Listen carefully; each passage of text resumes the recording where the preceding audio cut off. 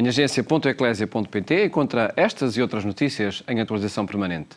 Falamos agora com Frei Armindo Carvalho, reitor da Igreja de Santo António de Lisboa. Muito boa tarde, Frei Armindo. Muito obrigado por estar neste programa. Quando, de facto, todas as atenções se voltam para Santo António de Lisboa, por causa da festa, por causa das marchas, enfim, por causa de muitas manifestações, que são também de devoção a um santo, e pedi-lhe, antes de mais, que nos descrevesse esta figura, este santo, para além do que se conhece popularmente, quem é Santo António de Lisboa. Eu quero começar por agradecer esta oportunidade, acho que para mim é enriquecedora, e também procurando partilhar a riqueza que vivo à volta da personalidade e também da devoção a Santo António, agradecendo aos meios de comunicação que dão também ao mundo da comunicação uma partilha interessante.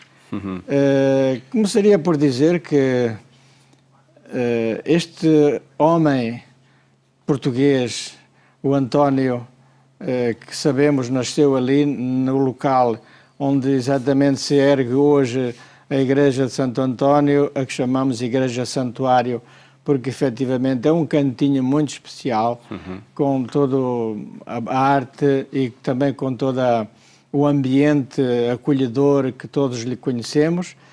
Esse santo, eu entendo que seja talvez, ou talvez não, direi com toda a razão, certeza, o mais conhecido, o português mais conhecido, mais amado e mais espalhado pelo mundo inteiro. Ora, eu... Mesmo para além de Nossa Senhora de Fátima? Não sei, é difícil, claro, talvez eles falamos de duas, enfim, de duas realidades distintas, não é? Mas como santo português, sem dúvida nenhuma que o será, não é? Sem dúvida. Eu só olhando às estatísticas, que normalmente são os números que falam muito, nós todos os anos fazemos uma estatística dos peregrinos que passam. Concretamente, no ano passado, em 2013, contabilizamos 250 mil peregrinos. Significa, aqueles que as agências de viagens, os teus guias, reservaram o tempo para a oração e para estarem ali, que passaram e que depois seguiram para a Sé e ver outros monumentos. Vem nesta rota turística religiosa que passa depois por Fátima, segue para Compostela e outras rotas assim. Isso para além daqueles que visitam a Igreja de Santo António cotidianamente. Sem nós contabilizarmos, não é? Mas é interessante que eram de 64 países diferentes, de todos os cantos do mundo, desde as Américas Latinas, enfim, até a Europa, a grande parte que povoa estas terras aqui e que tem uma relação muito próxima com Santo António. Chegam italianos, brasileiros e perguntam, mas é aqui Santo António de Pádua? É mesmo. Santo António de Pádua é o santo que nasceu aqui, morreu em Pádua, mas é o santo do mundo, como disse. Ultrapassa rapidamente essa denominação de Lisboa ou de Pádua, porque é de todo o mundo, não é? Foi a afirmação do Papa Leão XIII que disse: é nato qui, é morto lá, mas é o santo del mundo, né? É o santo do mundo, portanto, e de facto torna-se uma figura emblemática, enquanto que vemos muita devoção simples, aquela devoção muito popular, que não é só de achar as chaves perdidas e o telemóvel que não sei onde está, etc., mas que realmente faz parte do dia-a-dia do povo, este povo simples que acredita que em Santo António há uma presença de Deus. Ora, eu não acredito que seja o santo em si que faz milagres, não é? Mas como ele traz o menino ao colo, digamos assim, então ele com o menino faz maravilhas, e eu costumo dizer que Santo António é uma espécie de braço de Deus permanente estendido, protegendo o seu povo, através desta amizade simples que Santo António lhes proporciona. Pela popularidade que tem e que se manifesta na Igreja de Santo António, que é também um centro de ajuda a quem precisa. A tradição do Pão de Santo António é uma expressão dessa caridade, dessa ajuda que muitas vezes bate à porta. Exatamente, nós, os franciscanos, vivemos ali há 87 anos. Aquela casa começou E isto porque Santo António era franciscano, não é? Franciscano, sim. E contemporâneo de São Francisco, que o acolheu e que lhe deu a tarefa de ensinar teologia aos seus frades. Desde que, com a teologia ensinada, não deixassem de ter tempo para a oração. Porque a oração é que faz toda a pregação. Esse serviço social, então? Esse serviço social nasceu com a vinda dos franciscanos, porque a igreja foi sendo uma construção muito demorada.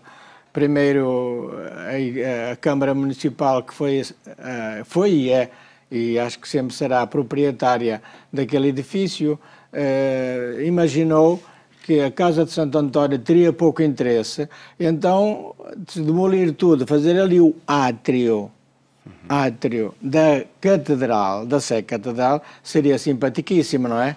Só que o povo não deixou. Casa de Santo António Santo, Santo António nosso amigo, é casa de oração. E logo ali se começou a desenvolver um culto humilde e simples, que depois a igreja assumiu.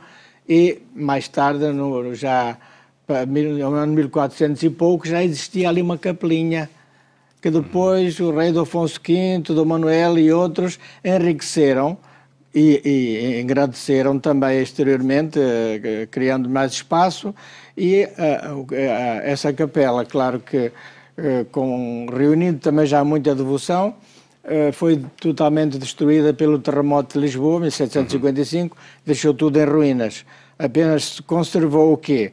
O quartinho de Santo António, sobre o qual está construído o altar-mor, o próprio altar-mor, com a grande imagem e velhinha do próprio Santo António, que já deve ter, sei lá, mais de 500 anos, e o quadro da devoção popular, que dizem será uma cópia de Giotto, e que traz realmente muita devoção. E então ali o local de encontro é a cripta e é a igreja em cima. A entrada, temos esse serviço social há 87 anos, que é o chamado Pão dos Pobres de Santo António. Há duas denominações um pouco complementares. Há o Pão de Santo António e há o Pão dos Pobres de Santo António. O Pão de Santo António é uma longa história, que já do tempo dele, a lenda conta que Santo António, que era o superior da casa, chega um dia e chega à casa lá das suas pregações, e o irmão encarregado de dar comida aos frades, muito atrapalhado, aparece à porta da casa a dizer: Frei António, não temos pão para dar aos irmãos. Não têm pão. Mas o que é que aconteceu? Terá sido roubado. Não, vai ver melhor à despensa e certamente que vais ver que te estás enganado. E o que é certo é que, ou por prodígio ou sem prodígio, o facto é que o pão se encheu. E é a partir daí que nasce uma devoção ao pão de Santo António, que ainda hoje, em todas as festas de Santo António, é distribuído. Um pão pequenino, que pode durar 1 ano, 2 anos, 5 anos, sem se deteriorar, e pode sempre ser comido, não é? Mas nós temos também o pão dos pobres de Santo António, que, bom, é uma ajuda sobretudo àqueles mais necessitados. E aumentam esse número de necessitados que vos batem à porta? Neste momento estão apenas em 110, porque é fruto das ofertas que nos enviam de muitos países e também do nosso, de pessoas que passam ali e que deixam a sua oferta, e nós depois com as vantagens que nos dão os supermercados em tempos de mais facilidade, vamos adquirindo e vamos distribuindo. Frei Hermínio, para uma resposta muito breve, que o nosso tempo já está a terminar, de que forma é que se preparou esta festa de Santo António e o que é que acontece neste dia 13 de cada ano? Obrigado, Paulo. De facto, a festa tem sempre duplo momento, que é a preparação e a execução. A preparação tem sido, sobretudo, centrada à volta da trezena de Santo António, que no fundo acaba a ser 12 dias só, porque desde dia 1 até o dia 12, e então a trezena inclui sobretudo uma relação com a relíquia de Santo António que temos lá, que é um pouquinho do braço de Santo António, com mais devoção, mais exposta, e depois a pregação ligada à vida e aos feitos, e vá lá também à vida da Igreja, de Santo António e a Igreja, atualizando-a nas missas das 11 da manhã e das 5 da tarde. Termina, portanto, no dia 12, termina hoje. Termina não é? no dia 12. Depois, dia 13? Dia 13 temos todo um espaço de celebração com a Eucaristia às 7, 8, 9, 10 e 11 e depois às 12 a Eucaristia solene, a que irá presidir. Infelizmente este ano não vai o Sr. Patriarca porque tem de estar no Funchal a celebrar os 500 anos da ereção daquela diocese, uma vez que ela é sucedânea aqui de Lisboa e não pode estar. Vai então o seu sucessor, o seu continuador, o seu ajudante, o Dom Joaquim Mendes, vai presidir, e ele presida a missa das 12, vai depois presidir da parte da tarde a procissão, que sai às 5 horas, pelos bairros da Alfama, o trajeto já muito antigo, e termina depois em frente à Sé, naquela plataforma da Sé, com a estação sonora, com uma mensagem que ele vai dirigir ao povo, a bênção da relíquia de Santo António e a recolha do Andor.